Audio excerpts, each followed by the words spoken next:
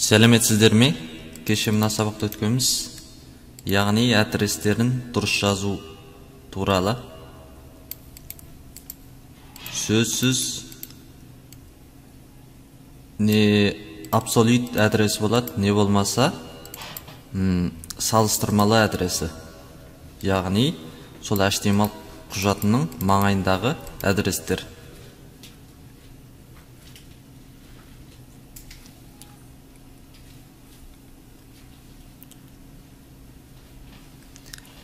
HTML элементтердің синтаксі деп алдында үйренгенбіз.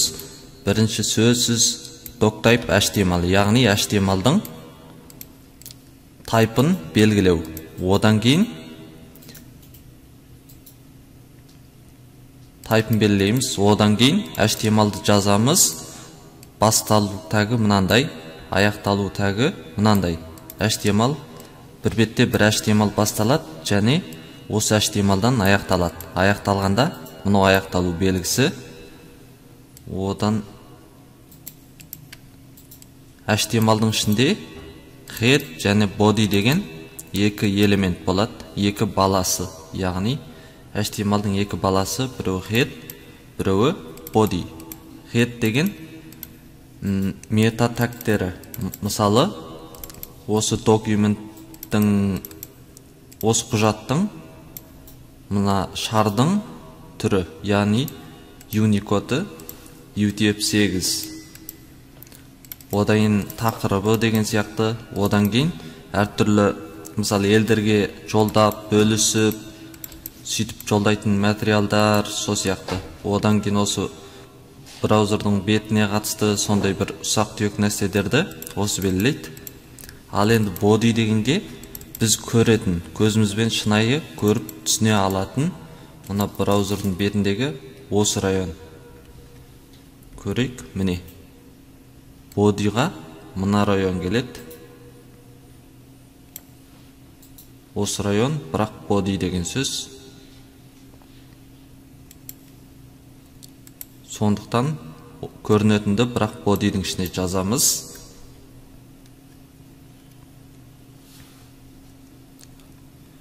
div span дегенді көріп шықтық. Яғни блок, inline блок, inline деген үшеуін көрдік. Енді бүгін осы HTML-дың құрылымы, яғни layout деген HTML-ды қолданып отырып беттің формасын белгілейміз. Яғни көптеген сайттар басы болады, одан кейін nav, яғни навигатор дейді. Ана бетке бару, мына бетке бару, яғни мына сайтты мысалға келтіргеніміз, осындағы бас жағы деген мынау, навигатор деген мынау, ана жерге бару, мысалы телехикаяға бару деген сияқты нұсқаушалар, осылардың навигатор дейді. Ал енді section article деген, section бөлек, article деген мақала. Мысалы мынада sectionнен құралған, ал мынау sidebar, яғни жаны. Ал мынау маңызды мазмұндық бөлігі. Міне, site дейді, элементі site дейді. Ал енді әдеттегі аталуы sidebar, яғни қосымша мазмұн деген сөз, жаны деген сөз, төтті баспа-баса аударғанда. Ал енді footer, ол аяғы, яғни беттің аяғы мында. Осы ұқсап құрғанды үйренейік бүгін.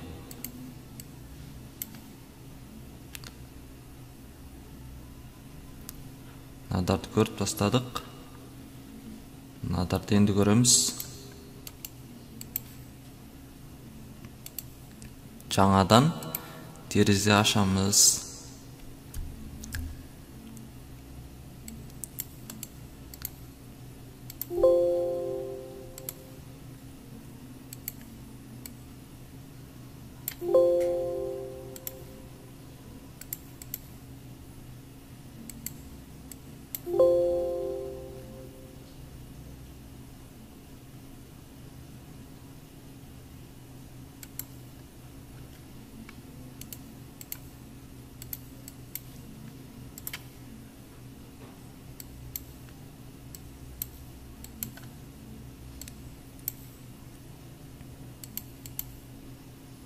bir HTML құрайық.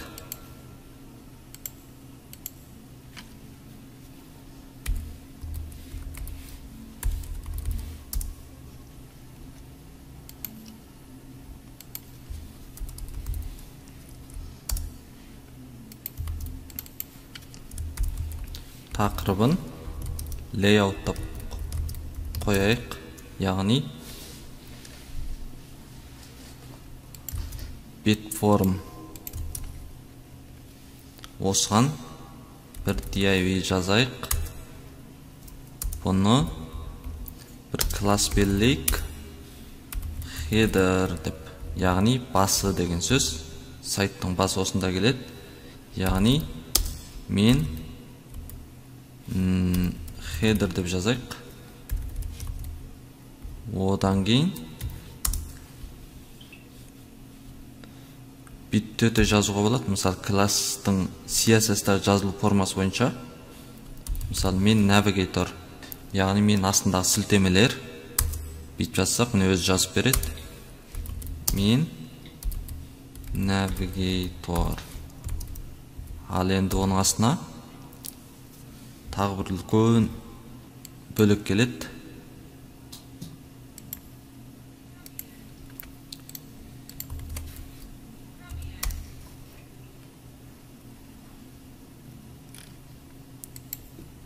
Мына бет оңайырақ екен. Міне. Бір мына көлемде бізге көрінетін ең маңызды мазмұндар. Бұны main дей салайық.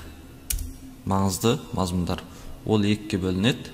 Қандай екеу дегенде, мында sidebar және section.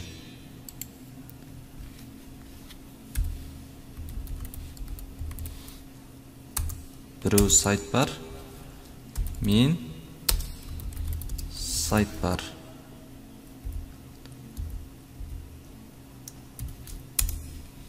Енді біреу құрайық.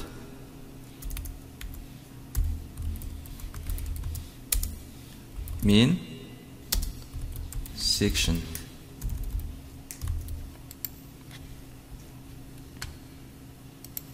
Енді бұны ашып көрейік.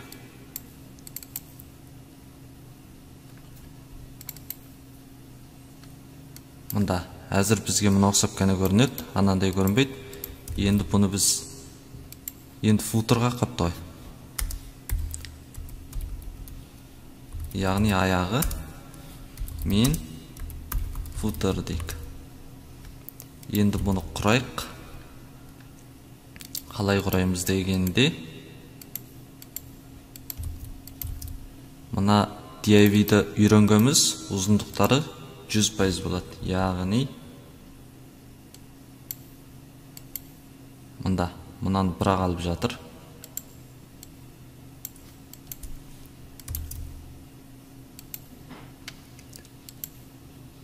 Енді CSS кіргізуді үйренгеніміз, бір CSS деген мысалы stylus деп құрайық. Осының ішіне біз CSS жазамыз. Алдында бұлай кіргізудің бәрін үйрендік қой. Мысалы, міне, мынаның ішіне stylus деген жаздық. Осы stylus-тың ішіне бір CSS құжатын құрайық. Яғни layout CSS. Бұны құрып қойдық. Енді мұна HTML-дың ішіне осы layout CSS-імізді кіргізбесек, істемейді. Алдында 3 түрлі кіргізу формасы.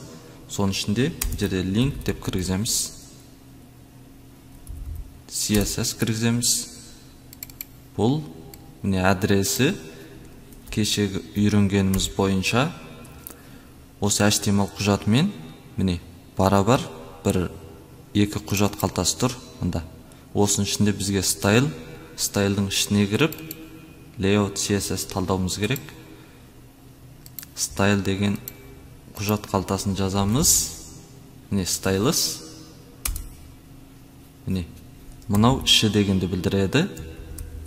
Осының ішінде бұны қалтырып кетпейік. Stylus-тың ішінде қандай CSS бар? Layout деген CSS құжаты бар. Осыны кіргіземіз. Bunu кіргізгенмен іштен өзгеріп кетпейді. 5 тұра береді. Енді мынандай жазамыз. Header дегенге класты қалай жазуды кеш үйренгенбіз. Header'дің алдымен барлық элементтердің padding marginін өзгертіп тастайық. Өйткені браузерда әдетте өзі беріп тастайды. Бір padding margin деген бізге қолайсыздық әкелетін. Мысалы, body'дің 10 пиксель padding бар екен. HTML-да жоқ екен, бірақ body'да бар екен. Әртүрлі браузерларда оқсамайды. Яғни әртүрлі торшалғыштарда Internet Explorer, одан кейін Apple'дің тағы бір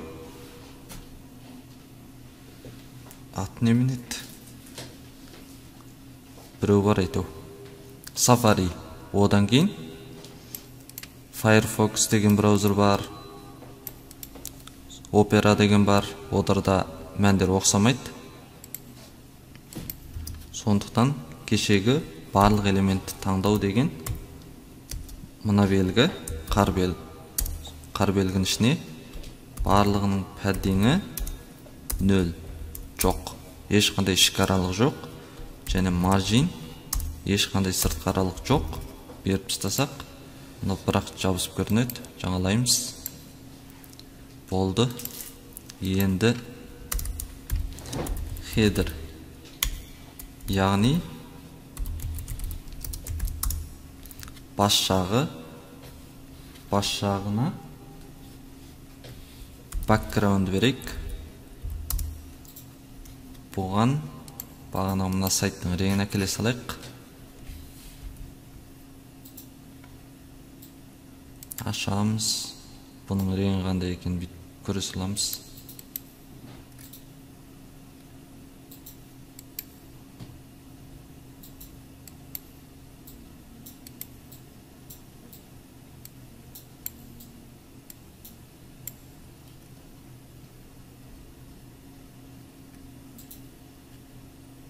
Мынаған жазған екен.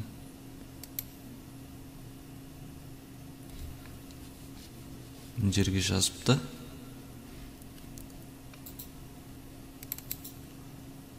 Мына көкті берген ұқсайды.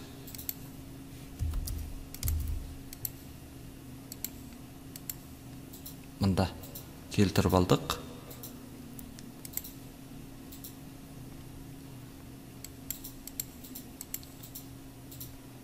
Мынандай аралық қалтырыпты. Бізде қалтырайық. Padding 10 пиксельді қойық. Яғни ішкі аралығы 10 пиксель. Мазмұннан ішіне 10 пиксель аралық қалды. Енді Navigator. Біз мына қарапайым қана жасай салайық. Navigator жазайық.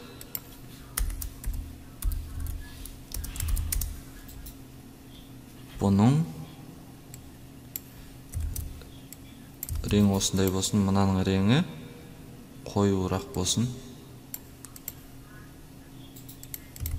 Мынаның реңі қою болу керек.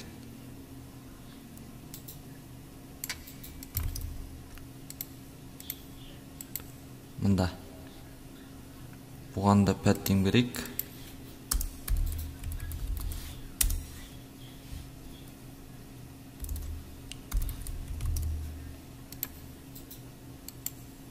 Яғни міне мынаған біраз ұқсайтын болды дейді.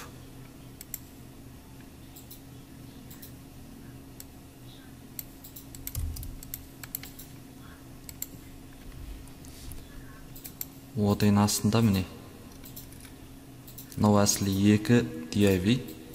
Қарасаңыздар, мына тақырыпты бір бөлек қыпты. Section дейтін. Осының ішіне бір рәу беріпті, яғни бір жол деген.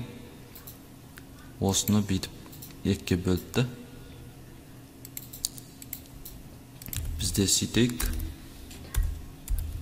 Main маңызды мазмұнды. Бұны display блок өз автоматты түрде блок. Енді осы mainнің ішіне міне екі элемент жазғамыз. Біреуі sidebar, біреуі section.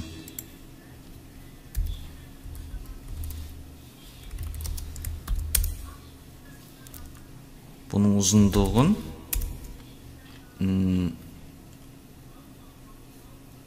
30 прансеттік. Ал енді менің ішіндегі тағы біреу бар.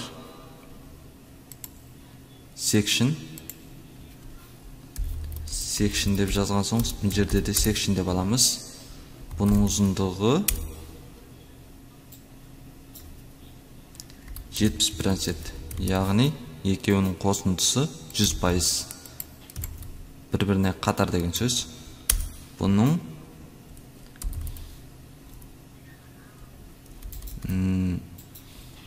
артқы реңін берейік. Әзір көзге көріну үшін ғана жаза салайық. Әйтпесе түсінбей қаламыз ғой. Padding 50 пикселді қойық. Бұны жазбай қойық. Мынаған артқы рең берейік. Қоңыр. Мында.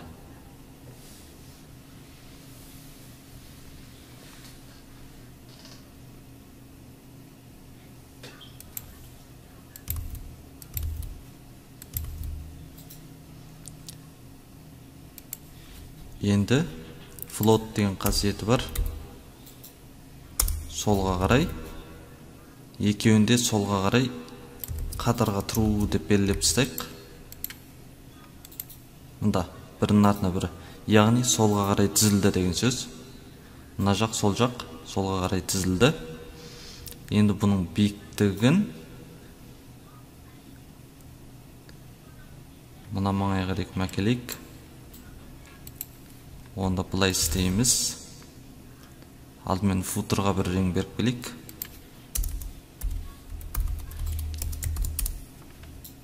Футерға оғандай рең беріп дегенде, мына реңді беріпті. Қою, қоңыр рең.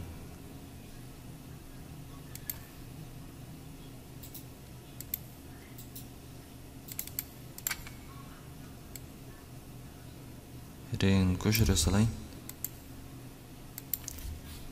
Background color. Мына рең.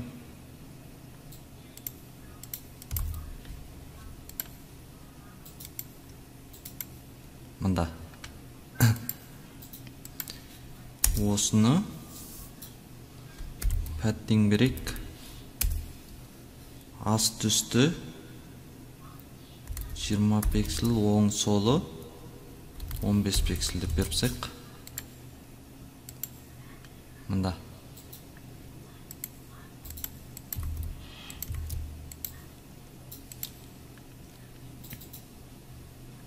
Енді мынаны ұзартамыз. Есептейік.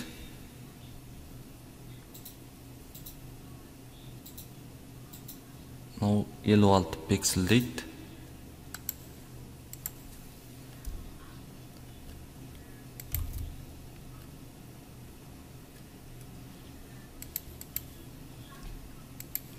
Жаңа екеуін солға қарай float left деп тұстан соң мынаған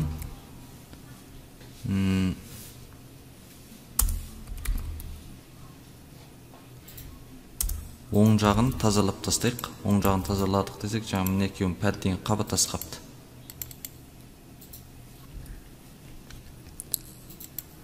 Мына жерін қарасақ, мынау солға қарай қатарға тұрғызғанда ананың биіктігі 0 болып қалған. Яғни mainнің өзінің биіктігі 0 болып, ішіндегі мазмұнның биіктіктері бар.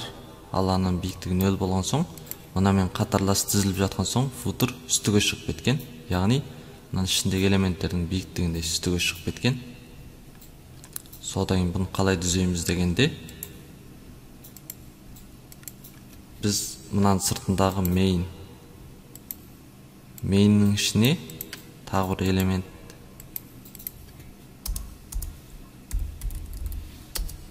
Main дегенде бір after әрбір элементте after before деген екі бір қосымша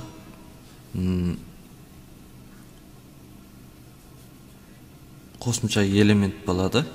Яғни бас жағы, аяқ жағы деген екі бір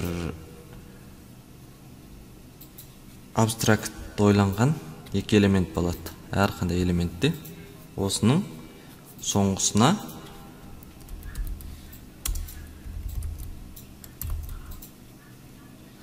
екі жағын бірдей тазалау, яғни жол алмастыру, ұзындығын аст үстін оң солына ештеңе тұрғызбау деген сөз.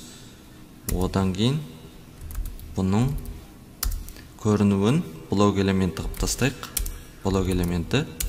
Одан кейін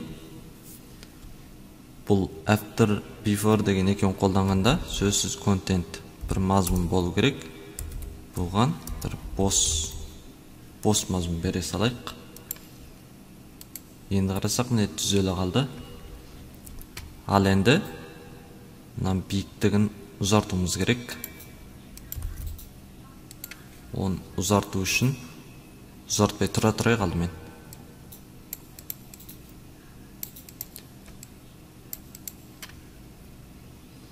Басына хедерді бастап жазайық. Мына жерге бір мазмұн, мына жерге бір мазмұн қоса салайық. Хедерға мысалы бір спан жазайық. Бүгін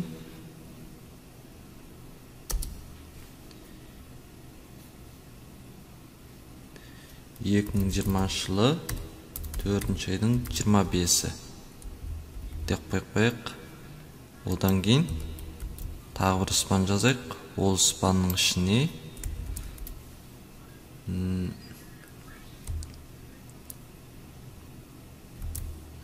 сәлем дей салайық.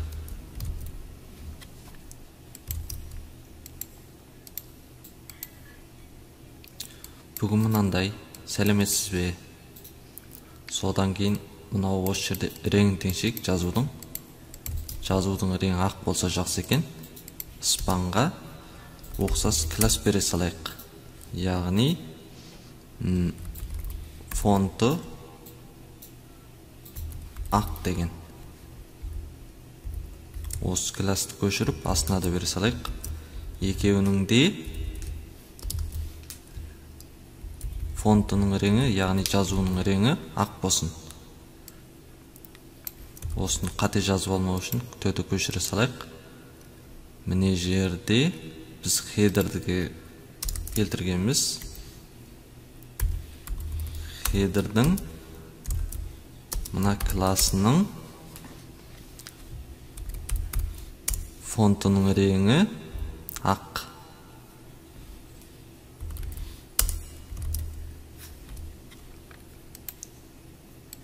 Мында ақ болды. Енді осының ішінде осының дисплейін өзгертейік.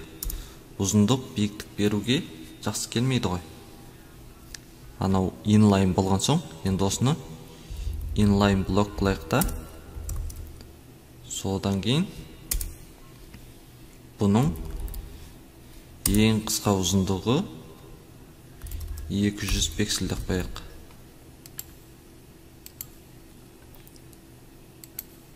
Яғни біреуінің ұзындығы міне 200 пиксель, биіктігі 16, мынау да 200 пиксель, биіктігі 16 дейді. Енді навигатор оған бірнеше нәрсе жазайық.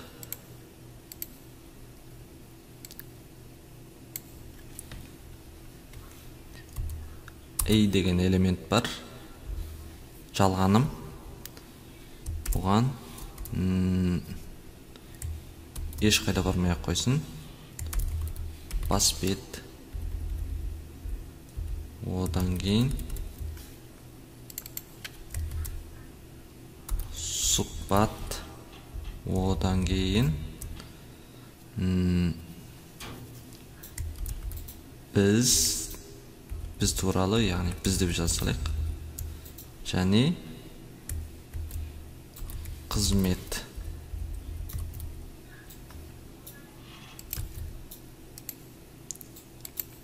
Мында келді. Жазуының реңдері анандай. Енді оның астын жазуының реңін өзгертейік. Мынада ақ рең, солғын ақ рең. Навигатор жазып жатырмыз. Осы навигатордың үш жағында дегенді білдіреді. Үш жағындағы A. Яғни A деп жазбай қояйық. Ең жақсысы бұларға класс бергеніміз дұрыс. Класс link. Яғни жалғаным. Навигатордың ішіндегі жалғанымдарға реңі ақты. Мына әзір рең жазғанды үйреткен кезде көреміз. Мынау бір түрлі ақ. Мында. Енді астына қарасақ, астында сызықшадар пайда болып алған. Осы сызықшаны жоғалтайық. Сызықшаны бұлай жоғалтамыз. Text decoration деген бар. Бұл астындағы тексттің сызығы. Осыны жоқ дейсіз болды. Мында жалғанымдар белгілі болды.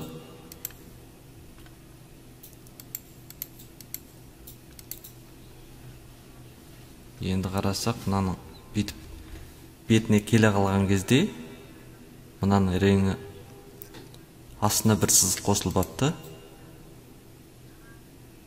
Бізде осының астына бір сызық қосайық. Одан аралықтарын бетіп алыстатайық. Мынаның аралығы мөлшермен 50 пиксель мөлшерінде екен. Маржин дегенде өткеніміз сыртқы аралығы. Осының margin right, яғни оң жақтағы аралығы 50 пиксель. 50 пиксель өте дәу болып кетті. 25 пикселдік. 25 пиксель. Одан кейін астындағысы жоғалды. Енді бит барған кезде астына бір сызық қосылатын қояйық. Басталған кезде border bottom дейік. Яғни астыңғы бордырын бір пиксель solid, яғни сызық. Бұның реңін осының артқы реңімен оқсас қыла салайық. Әдетте оқсас болсын. Ал енді осы link деген бетінен бітіп, сүйкіп, үстінен бітіп сырғып өте шыққанды hover деп айтады. Hover. Осы линктің hover'ын осының реңін өзгертейік. Hover'ның border bottom осының реңін ақ қылайық. Көріңіздер, мында астына бітіп шыға кеп тұр.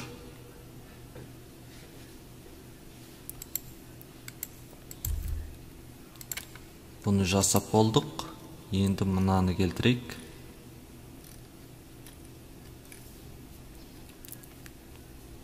Бұл суретті түсіріп алайық.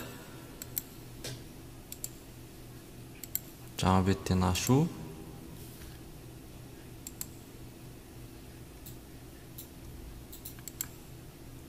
Суретті түсіру. өзіміздің жазып жатқанымыз ішіндегі суреттер деген ішіне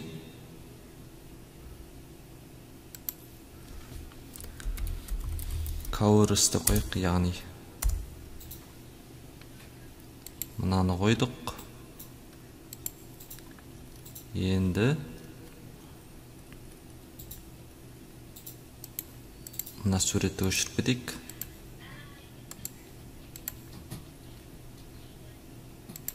Екі суретті қойып алайық. Мына сайт бар жағына міне мынадар келген. Алдымен мынаны жасайық. Қарап отырсақ, бірінші тақырып кепті. Алдынан тақырыбына жағында екен. Мынан тақырыбына жағында. Тақырыпты жазайық.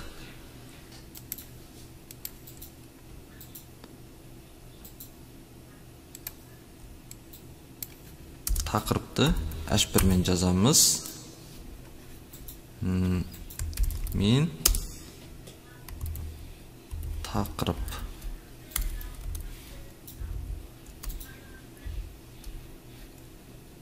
Мен тақырып.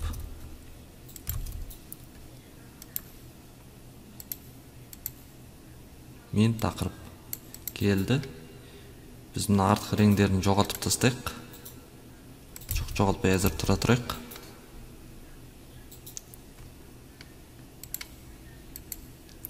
Енді мына астындағы мына екеуін жазайық. Біреуін ғана жазсалайық біз.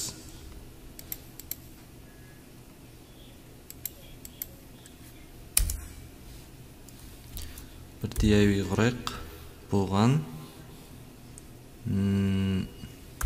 айтым дей салайық. Осының ішінде бір сурет бар. Суретті бұлай белгілейік. Бұның ішіне image кіргіземіз. Бұған жаңағы images деген ішіндегі Covers деген ішіндегі мынаны әкелейік. Және оның астында айтым title деп ат қояйық. Яғни осының тақырыбы мен title. Жаңалап көрейік. Мында біраз оқсады. Реңдерін алып тастайын. Жаңа арт жағына қойып тастағамыз. Сайт бар менен section. Сайт бардікін ала тұрайық. Мында. Мұнан қарағанда бір түрлі сәт көрініп тұр. Мұнан үстіне 30 пиксел, жаңан 10 пиксел орын қалдырыпты. Бізде сөйтейік.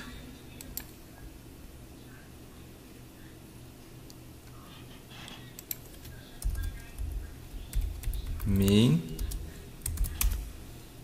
үсті padding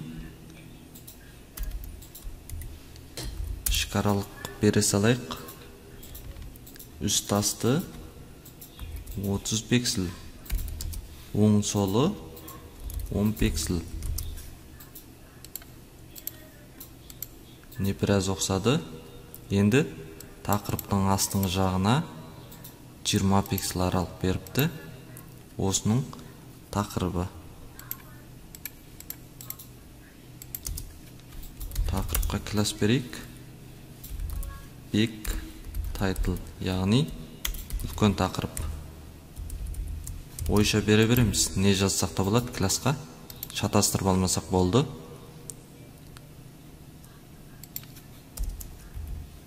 Менің ішіндегі сайтбардың big title. Мен деген элементтің ішіндегі Мен деген класс бар элементтің ішіндегі сайтбар деген класс бар элементтің үлкен тақырыбына margin bottom, яғни сыртқы астыңғы аралығын 20 пиксел деп қойып тастайық. Мында қойдық. Енді мұна бұлай үлкен болып көрініп тұр.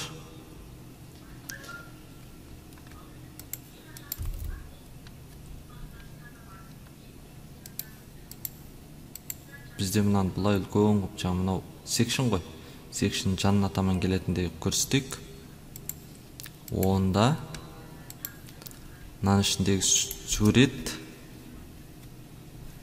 Бұған да класс берейік.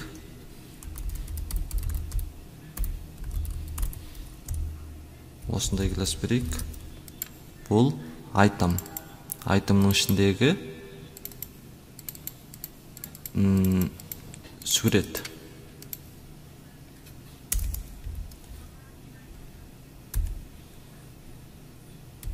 Менің ішінде жоқ, сайт-бардан бастай салайық. Сайт-бардың айтымның суретін ұзындығын 100 прәнсет дей салайық.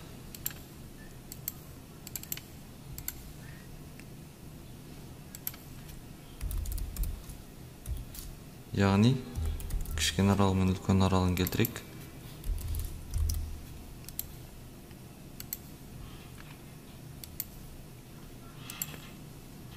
Мынаны сақтамаппыз ғой. Мында үлкен болып келді. Ал енді мынаның жазуын өзгертейік.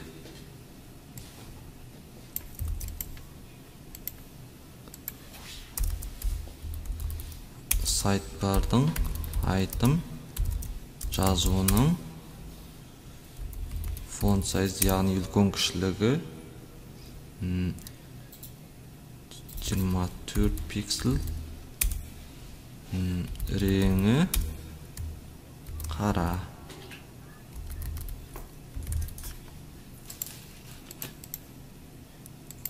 Мында одан суреті доғалдап тастаған. Бұнда біз сөйтіп істейік.